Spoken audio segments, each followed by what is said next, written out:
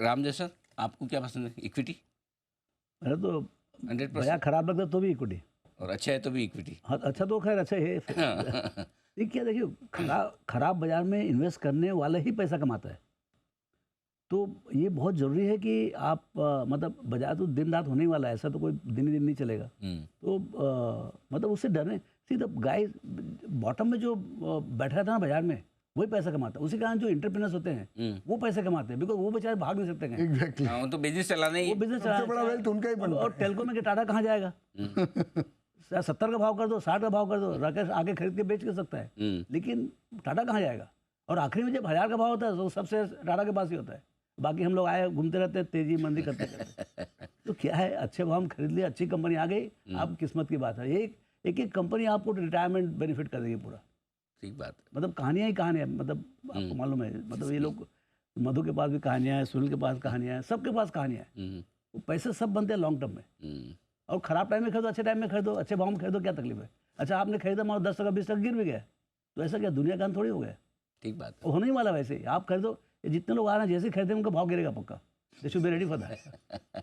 हाँ, मतलब ये बात you have to be an astrologer to predict the exact point. We are not astrologers. सही बात है। सुनील सर, आपका क्या व्यू है इक्विटी, डेट, गोल्ड और एक्चुअली हम लोग सभी बॉर्न इक्विटी वाले हैं, मुझे लगता है। लेकिन इक्विटी और गोल्ड का रिटर्न इस साल थोड़ा कन्वर्ज हो सकता है, बिकॉज वर्ल्ड में है ना बहुत सारा घबराहट है, एंड गोल्ड खाली घबराहट के टाइम पे रिटर्न देता है। करेक्ट। तो अभी यूएस भी मरा हुआ है, 35 ट्रिलियन डॉलर का डेट हो गया। कभी भी अगर डॉलर में कुछ ऊपर नीचे हो गया तो I think gold can be an asset class which can map. But see, I think हम हर साल आते हैं दिवाली पे आपके शो पे, मुझे लगता है इस साल सब थोड़े कॉशियस हैं compare to last 4-5 years, but that caution is near term. I think structurally बहुत अच्छी चीज़ें हो रही है। आई एग्री कि अभी ये 6 महीना जो नेक्स्ट 6 महीना है उसमें हो सकता है ग्रोथ फिर से आ जाए। I think one thing which we are forgetting कि इंडिया के लिए जो ये रिन्यूएबल का जो बूम आया है ना, मानी ऑयल का प्राइस मुझे तो लगता है $20-30 भी हो सकता है।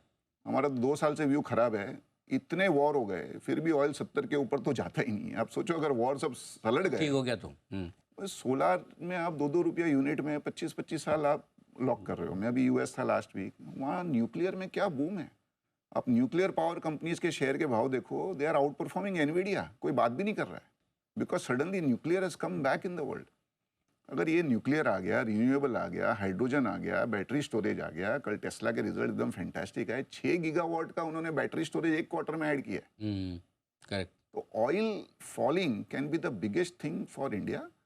और जो कंपनियों के जो मार्जिन में प्रेशर आ रहे हैं ना, जैसे भैया ने बोला सीमेंट, हो सकता है वॉल्यूम ग्रोथ को थोड़ा टाइम लगे, लेकिन कॉस्ट में जो फॉल आएगा across the board that can be significant. तो जैसे भैया ने बोला ना, इस दिवाली से अगले दिवाली में भी थोड़े कॉशियस हैं, बट 4-5 दिवाली के हिसाब से lot of things can work phenomenally well for India. तो आई थिंक आपको भी इक्विटी इस साल आप 1 साल के व्यू से मत लीजिए, ठीक बात है, 2-3 साल के व्यू से लीजिए। I think it will out perform all asset classes bye. आपने कहा कि just to give an example, we can argue that cement profits are not there, but at the same time there is parallel example, 200 million 150 million ton cement का consolidation हो गया है last 2 साल के अंदर, और ये हो सकता है 100 मिलियन टन का और कंसोलिडेशन बाकी है।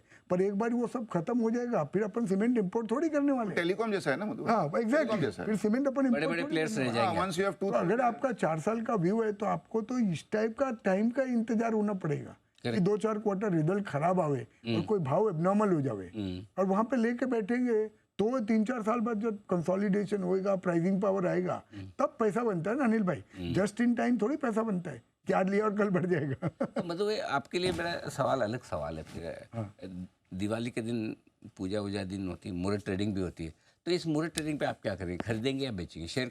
कोई कुछ लोग बोलते हैं कि शेयर खरीदना चाहिए, निवेश करना चाहिए, कुछ बोलते हैं कि प्रॉफिट बुक करना चाहिए। आपको बोलता हूँ अनिल भाई, I wish I could name a few stocks, I don't talk about individual stock. मैं क्लियरली बोल रहा हूँ, मैं शेयर खरीदने वाला हूँ, और मैं बैंकिंग, फाइनेंशियल सर्विसेज और एनबीएफसी सेक्टर के शेयर खरीदने वाला हूँ। Banks, NBFC, banking, financial services and NBFC. Okay, मुझे लगता है कि वहाँ पे एक बड़ा काफ़ी डीप करेक्शन हुआ है, काफ़ी मिसप्राइजिंग है compare to their long term potential. अच्छी कंपनियां बिलो 1 टाइम बुक वैल्यू पे मिल रही है। आपका अगर 3-4 साल व्यू है और 1-2 क्वार्टर का चिंता नहीं है, तो ये यहाँ से पैसा बनेगा। ये तो आपकी और सुनील सर की कॉमन थीम हो गई ये वाली। नहीं वो हम नहीं, हमारा तो अभी बाजार में 3 ही थीम है तो 2 तो कॉमन रहेगी ना। तीसरी वाली जानना बाकी है। तीसरी वाली कौन सी? ये तो बड़ी वाली है। आपकी बहुत गहरी पकड़ छोटे छोटे सेक्टर्स पे भी है। कोई ऐसा छोटा सेक्टर, अननोन सेक्टर जो लोग जनरली रडार पे नहीं रखते, वो आपको पसंद हो? फार्मा भी अच्छा लगता है। फार्मा अच्छा। फार्मा अच्छा लगता है, वहाँ पे भी लगता है कि अभी अगला 2-3 साल relative to what the real potential is ना। But again we are not talking about sector, don't catch me है कि आपने फार्मा सेक्टर बोला, इंडियन सब फार्मा थोड़ी नहीं चलेगी। चला। हाँ। मैं तो चुनिंदा शेयरों की बॉटम अप बात कर रहा हूँ। ठीक बात। वो हमारा तो फोकस वही है ना अनिल भाई। जैसे सुनील ने बोला साल के 5 शेयर मिल गए, तो खोज तो 500 कंपनियों को मिलते, 5 को ही नैरो डाउन करते हैं, ठीक बात है। और 5 में 3 राइट हो गए, अपनी दिवाली हो जाएगी अच्छी। रामदेव सर, आपको क्या पसंद है? मेरे को अपने सेक्टर ज़्यादा पसंद है, आपके वाले मतलब बैंक? Capital markets. अच्छा, कैपिटल मार्केट से जुड़े हुए सारे। बिल्कुल, क्योंकि आप लगातार वो बोलते हैं कि कैपिटल मार्केट से जुड़े हुए, चाहे वो exchange, Which is financial I can see it ना, सी आई कैन सी इट क्या हो रहा है। मतलब चाहे एएमसी में हो, चाहे वेल्थ में हो, चाहे ये आपको ब्रोकिंग में हो, मतलब इतना ज़्यादा ब्रोकिंग एक्सपांड होगा कि मतलब regulator has to come and kind of really put the reins on it. तो मतलब बहुत ज़्यादा एक्सेप्टेंस है इसका। और जो 4 मिलियन कस्टमर पर मंथ आ रहे हैं, मेरे को लगता है अभी जर्नी 25% हुई है अभी। मतलब we headed for at least 300 million immediately 3-4 years and then even ½ billion. तो ये क्या अभी कहानी चालू हुई है अभी, बहुत लंबी कहानी। इससे क्या इकोनॉमी को रेसिलेंस मिलेगा, सेक्टर को रेसिलेंस मिलेगा, इवन बैंकिंग सिस्टम को रेसिलेंस मिलेगा, क्योंकि इक्विटी आएगा तो आपको जो कॉर्पोरेट जो है उनका बैलेंस शीट बहुत स्ट्रांग हो जाएगा।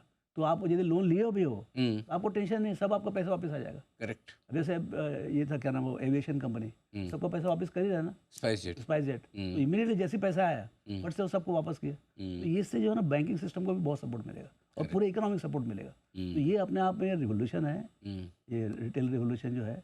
अब इसमें कौन कौन कितना कमाता है वो तो समझना पड़ेगा।